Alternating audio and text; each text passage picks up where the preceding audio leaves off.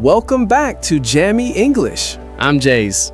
And I'm Amy, episode 23, April 23rd. And today, you look great. Ha, thank you, Jayz. You're welcome. See, that was a compliment and a gracious response in under 5 seconds. That's what today is about. Compliments. Giving them, receiving them, and why this simple exchange is actually one of the most important social skills in English. Because compliments happen constantly in English-speaking cultures. At work, with friends, with strangers, online, and most English learners either don't give enough of them because they don't know how, or don't receive them well because they don't know what to say back. Or they receive them by immediately denying them. Oh, this old thing, I've had it for years. No, the food was nothing. Which in English culture can feel like you're rejecting the other person's gift. Yes, a compliment is a small gift, and throwing it back can feel unkind even when it comes from humility. So today, we master the full cycle, giving, receiving, and the cultural understanding behind it all. Let's go. Why compliments matter, linguistically and socially. Compliments do several things at once. They acknowledge someone, they create warmth, they open conversations, and they cost absolutely nothing except a moment of genuine attention. I noticed something good about you, and I'm telling you. That's the essence. It says, I was paying attention, and what I saw was worth saying out loud. And when someone says that to you, in any language, it feels good. It's connection, recognition, being seen. Which is why learning to both give and receive compliments well is such a significant social skill. It's not about flattery, it's about human connection. The anatomy of a compliment. What makes a compliment land well? Specificity. The most powerful compliments are specific. Not "you're great," but the way you explained that made something I've struggled with for years suddenly clear. Specific compliments say, I was truly paying attention. I noticed something real. Generic compliments, nice job, good work, are fine but forgettable. Timeliness. Giving a compliment in the moment it occurs to you, rather than weeks later, makes it feel genuine and spontaneous. And sincerity. People can feel the difference between a performed compliment and a real one. A genuine compliment might be smaller than a performed one, but it lands deeper. That meeting was okay, right?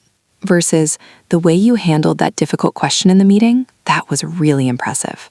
The second one is specific, sincere, and timely. Compliment vocabulary by category. Let's build the full toolkit. Appearance compliments, the most visible category. Let's start with the safest and most natural. You look great. General and warm. Works always. You look really well. British phrasing, meaning you look healthy and rested. That color really suits you. About how something works with the person, not about their body. That outfit is perfect on you. You have such a great sense of style. Your hair looks wonderful today. All focused on presentation and choices, which is always appropriate. In professional settings, keep appearance compliments about presentation, not physical attributes.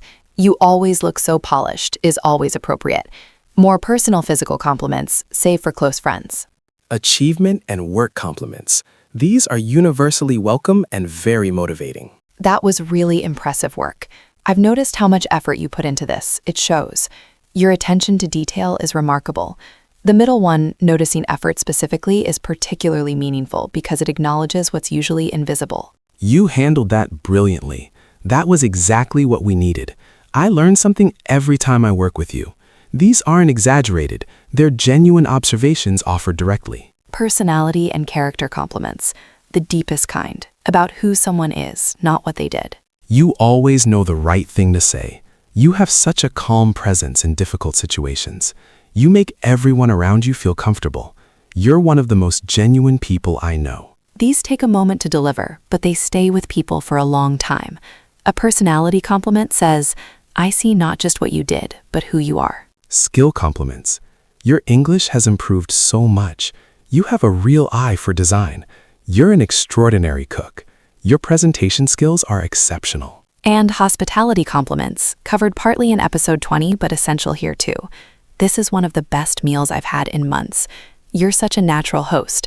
I love what you've done with this space. The phrase, I love what you've done with this space, is a perfect entry-level compliment when arriving somewhere new. It's warm, it's specific in direction, if not detail, and it makes the host feel their home is appreciated.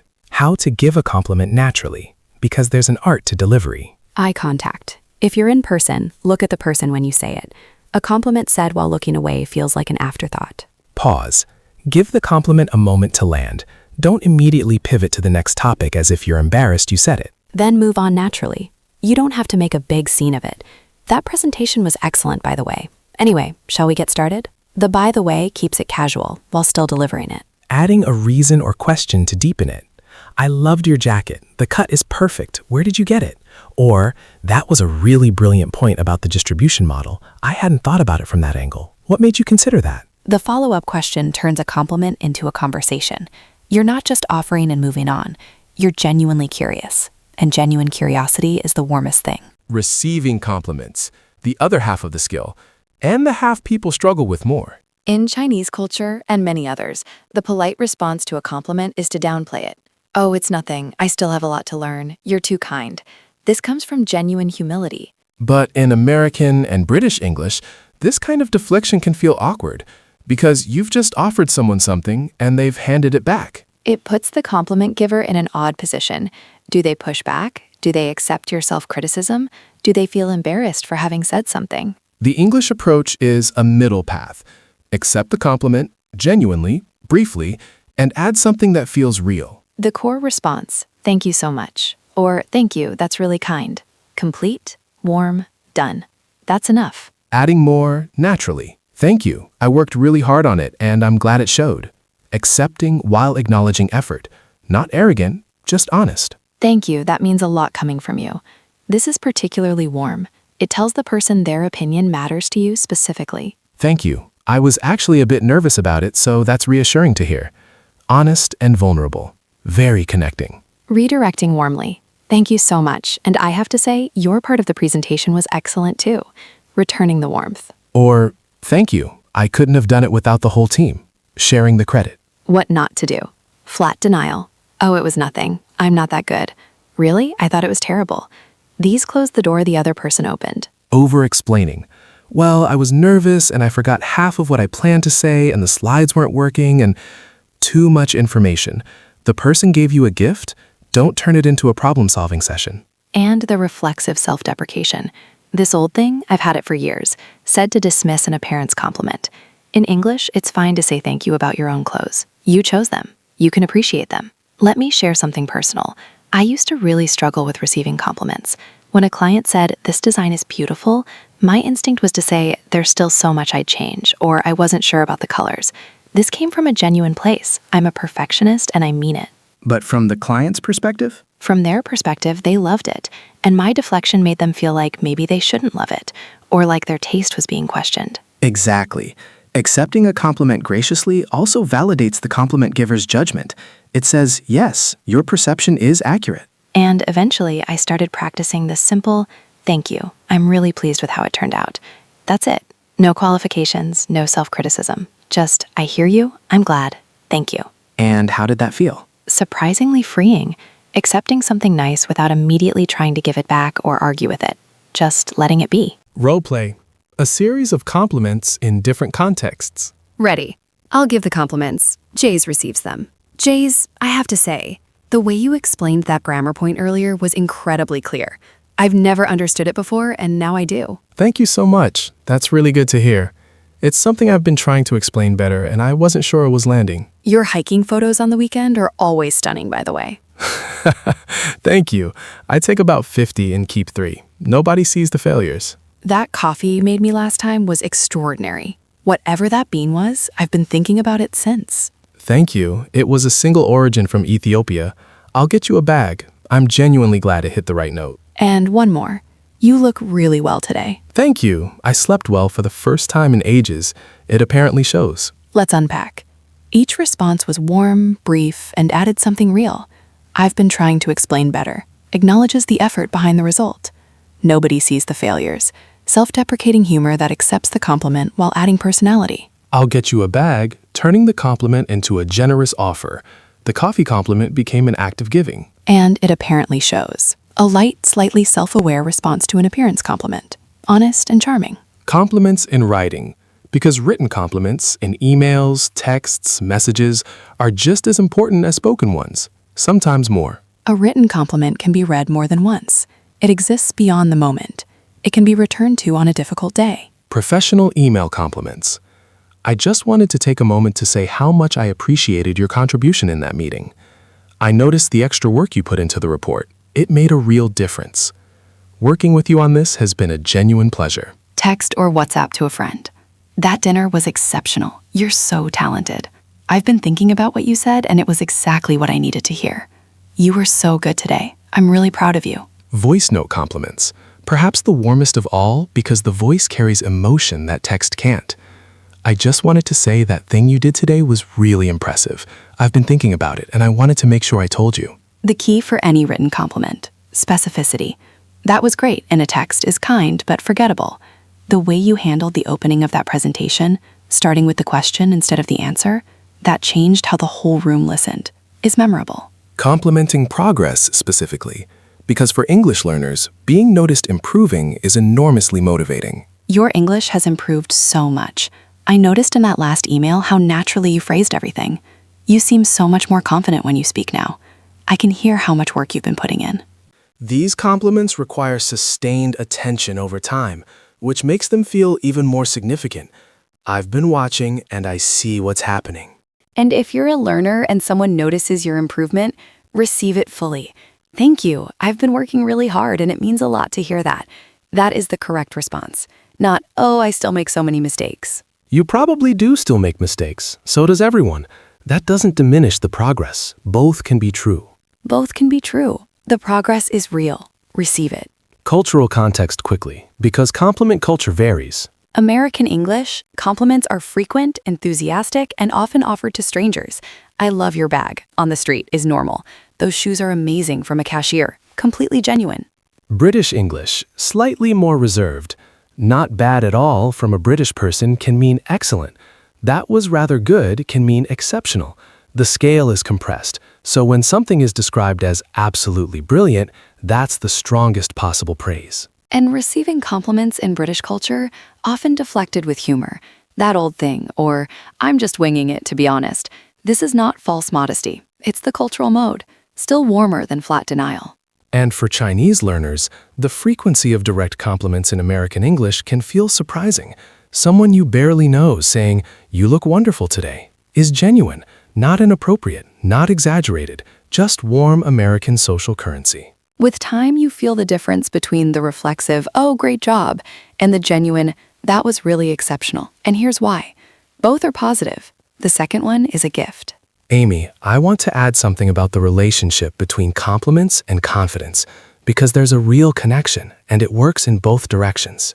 Yes, giving compliments generously tends to make you more confident, and receiving them gracefully, actually letting them in, also builds confidence over time. The research on this is interesting. People who regularly give genuine compliments report higher levels of social connection and lower levels of social anxiety, because you're training yourself to see the good in others and to say it. And that habit of seeing good carries into how you see yourself. And for English learners specifically, giving a compliment in English is a small act of language courage. You're producing language, putting it out there, engaging. And when it lands well, when the person smiles and says, "Thank you, that's so kind," your confidence in the language grows. The compliment becomes a win, a real-world proof that your English works, that you can create warmth in another language. I remember the first time I gave a heartfelt compliment to an English-speaking client, spontaneously, not planned, and they responded so warmly. I thought, my English just did something real, something human. That moment, that's what we're building toward with every episode. English that does real things, that connects, that creates warmth. And a compliment, genuinely given, is one of the purest forms of that. No complexity, no grammar trap, just, I see something good in you, and I'm telling you. 3 words or 30, the intention is the same, and the intention is everything. There's a Japanese concept, ma, which means the space between things, the pause. A well-placed compliment sits in the ma of conversation. It doesn't compete with anything. It just exists as a small, warm presence. Ma, I like that. The space where a compliment lives. Use that space. Fill it with something kind. Your English and the world around you will be warmer for it. And warmth, in any language, is the most powerful force in human connection. That is what compliments carry. That is what they are for. Lightning round. Compliment situations. Ready. A colleague gave a strong presentation. That was genuinely excellent. Your command of the material showed, and the way you opened it got everyone's attention immediately. A friend cooked you the best meal you've had in months. This is incredible. Honestly, one of the best things I've eaten in so long. What's in the sauce? I need to know. Someone compliments your English. Thank you. I've been working really hard on it. Days like this remind me why it's worth the effort. Your manager praises you unexpectedly. Thank you so much. That means a lot coming from you. I'm really glad the work is landing well. Someone says you look great today. Thank you. I feel it. It's been a good week. You want to compliment someone on their progress over time. I've been watching how you've grown this year, and I want you to know it's been remarkable. You should be really proud of yourself. Every one of those, genuine, warm, received with grace. Homework. 3 compliments this week to 3 different people. In person, by text, or by voice note. Make each one specific, not just good job. What exactly was good? What specifically did you notice? And when you receive a compliment this week, resist the urge to deflect. Try, thank you. That means a lot. 2 seconds. That's it. See how it feels. Share in the comments, what's the best compliment you've ever received, and what made it memorable? Tomorrow, episode 24, we go to the doctor. Or the pharmacy, or both. The English you need when your body needs a cushion. Very practical, very necessary. See you tomorrow. Before we finish, one small practice. Right now, think of one person who did something well recently. A colleague, a friend, a family member, one specific thing they did. Got one? Now, in English, form the compliment. Use their name. Be specific. Name what they did and why it mattered. So, something like, Jane, the way you handled that difficult conversation last week showed real maturity. I learned from watching you. Something like that. You don't have to say it out loud today, but have it ready. And when the moment comes, and it will come, you'll be ready to give it. A compliment in waiting, ready to be given. That's a kind thing to carry around. It really is. Let's learn, speak, and grow together. See you tomorrow. See you tomorrow.